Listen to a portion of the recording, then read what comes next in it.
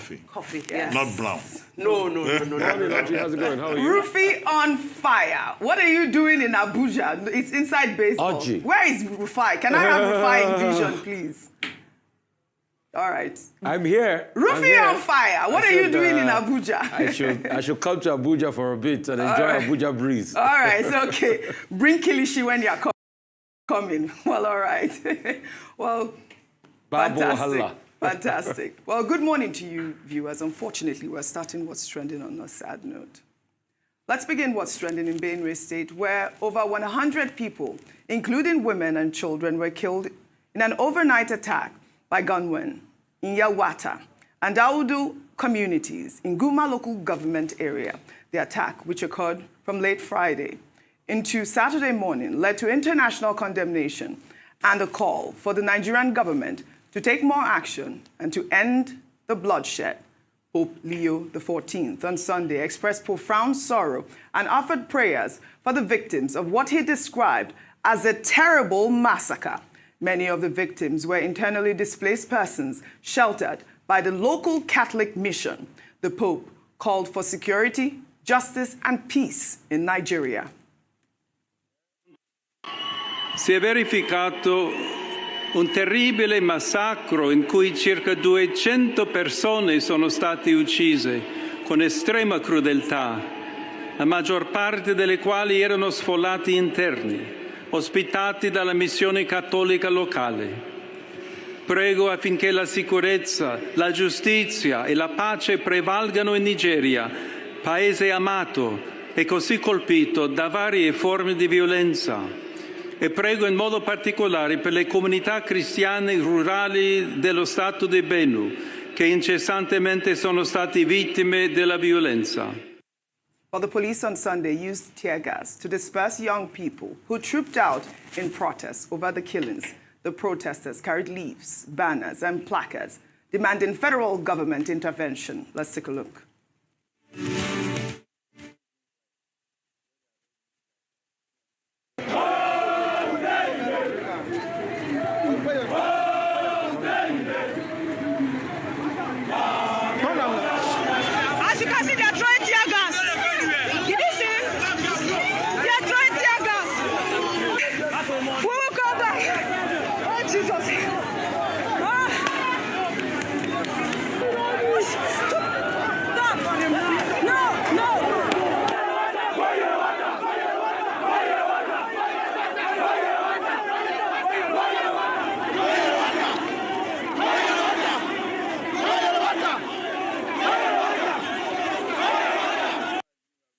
Police fired tear gas at these defenseless Nigerians protesting their rights. I mean, they had leaves, they had banners, they had no guns, no weapons. But I believe the Commissioner of Police said that the Inspector General of Police has taken over security operations in the state and has deployed special forces to address the situation, assuring residents that the authorities are in control and making arrests.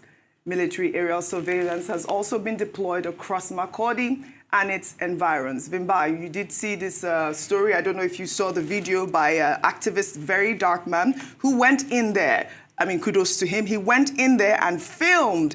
It's horrific. We can't show it here. But children, our children, burned to the ground. I mean, women, defenseless women burned. And one of the people that was in that video by VDM, the witness, said that, the police was there and was, trying to ward off and attack the people, the bandits that had come earlier. On one side of the location, the police were fighting the attackers. And then on the other side, the attackers came in and lit up the place, burning children. I'll take Atiku Abubakar's tweet. He wrote, "These killings, once again, targeting defenseless communities, underscores the escalating insecurity crisis facing our nation. Words cannot adequately express the sorrow felt by those left widowed, orphaned, or displaced. This assault on innocent Nigerians is not just a local tragedy. It's a national emergency that demands immediate attention and decisive action. I call on all Nigerians, regardless of tribe or religion, to unite in condemning this atrocity.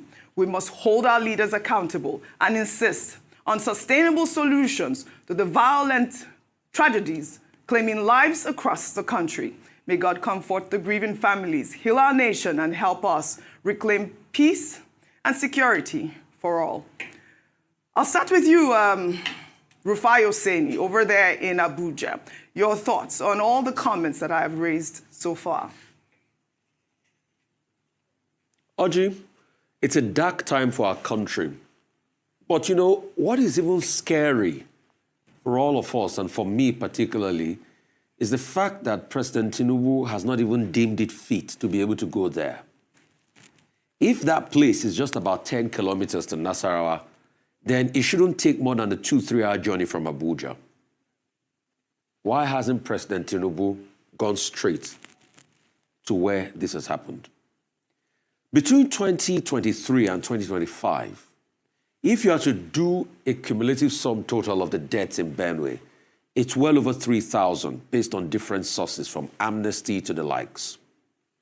In fact, some reports are saying that up till about April this year, the death toll was already over 500.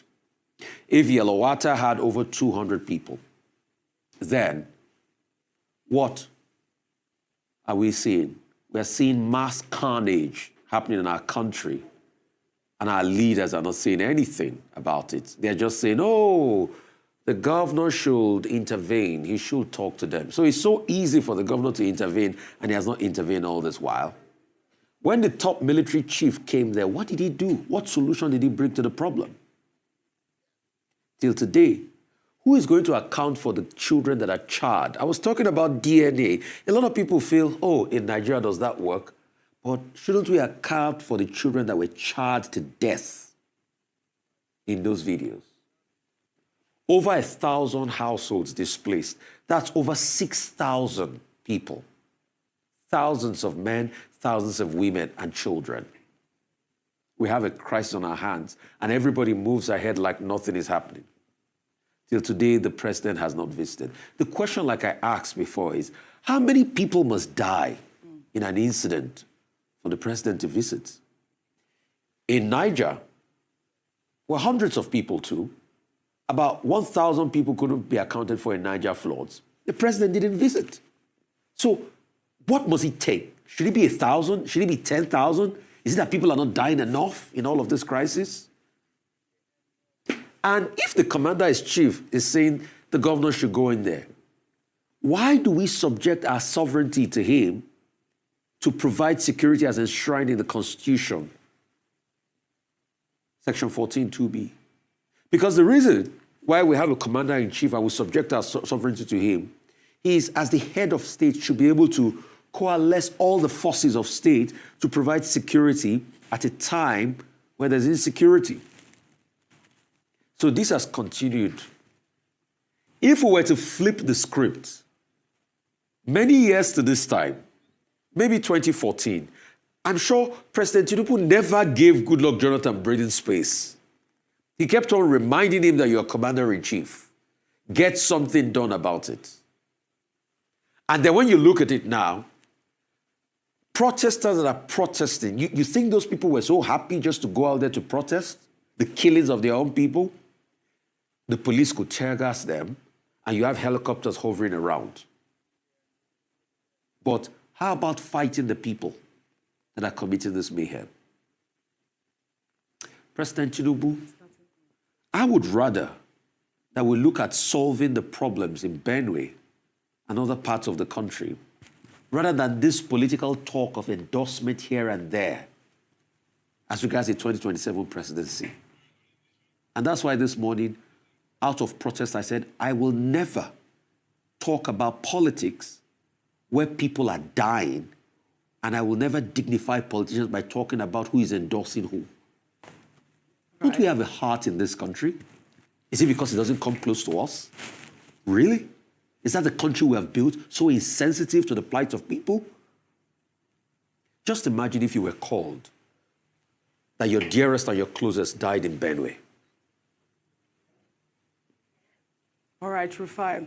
Meanwhile, the Christian Association of Nigeria and the 19 northern states and the Federal Capital Territory has called on President Bola Ahmed Tinubu to declare told State, Northern Can, in a statement, condemned the persistent attacks and expressed concern that the security situation seems to be worsening despite earlier efforts. They urged President Tinubu to take decisive action, direct security agencies to neutralize the threat within a clear time frame, and even seek international assistance if necessary. The association also called for decisive action against the resurgence of Boko Haram terrorists in Borno State, emphasizing that the nation's sovereignty and the safety of its citizens depend on a robust response from all security apparatus. They further urged the people of Benue to unite and cooperate with security agencies to end the bloodshed.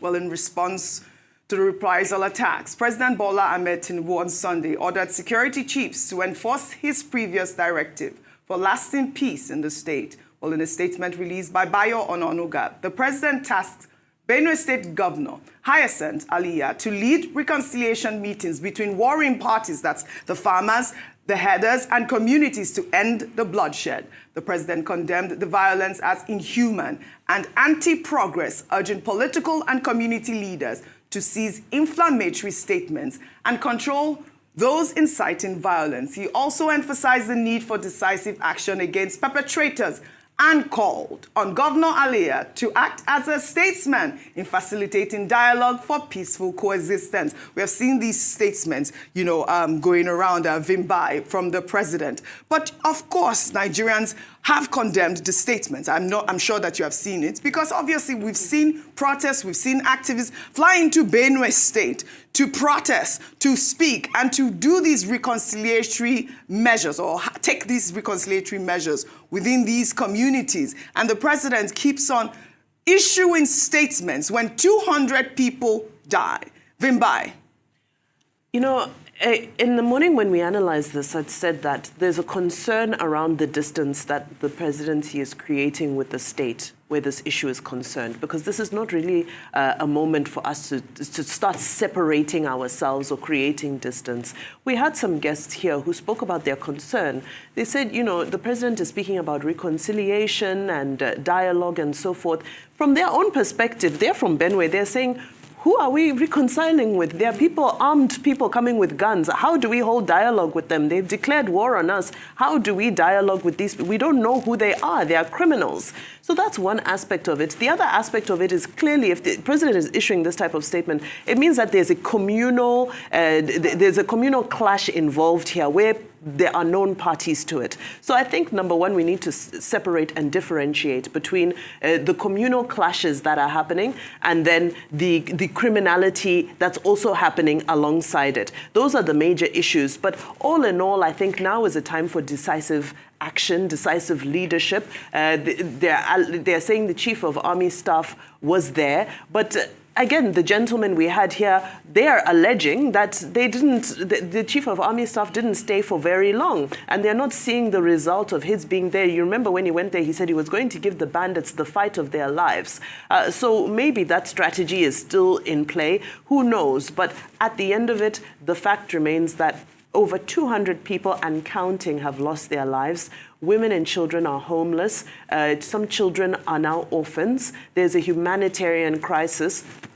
And we now ask ourselves, where do we go from here? Decisive leadership, at the very least, what we can show in this instance is just a degree of empathy. Let's see the leadership, more than a phone call to the governor. I think it's now time for us to see more presence. The NSA visited there at the beginning of June as well. I think we just want to see more of a heavy presence, just to boost, even if it's for morale, for optics, it's important. Heavy presence. I did call for that over the weekend as well. But we are hearing reports that it's the police that is fighting. We're not seeing more of the military action here. Dr. Abati. Okay, 270 persons died in 10 local government areas of Benue State, prompting the Chief of Army Staff to relocate to Benue first week of June, and then he left. What we have seen is that, that has not made any difference. 25 persons were killed in Makurdi local government area. About 48 hours later, over the weekend, about 100 persons were killed in Guma local government area.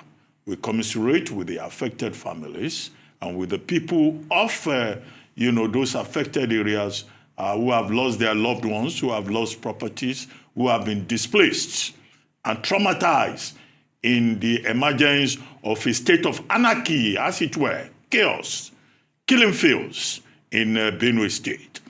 Now, I think that the Pope has done well by calling for security, peace, and justice. And that is a reminder that what is happening either in Benue State or in Borno State has an international dimension, because we're part of a global human community. And anything that happens in Nigeria, will reverberate throughout the world. Northern Can says these criminal elements should be brought to book. We agree with them. We think that the killings in Benue should stop. Now, President Tinubu has asked Governor Hyacinthe earlier to call all the warring parties together to talk to them. The guest that was with us in the studio earlier on, Mr. Madaki, said, how would the governor even know who these people are? That the responsibility is for the federal government to deploy every possible resource to check the reign of criminality, the impunity that is abroad in Benue State. Finally, government, whether state or federal, has a responsibility to ensure the safety of Nigerians. I said earlier on, Section 14, 2A, sub 2A, talks about the sovereignty belonging to the Nigerian people. It reiterates it, which means that this country called Nigeria, the people are the most important element.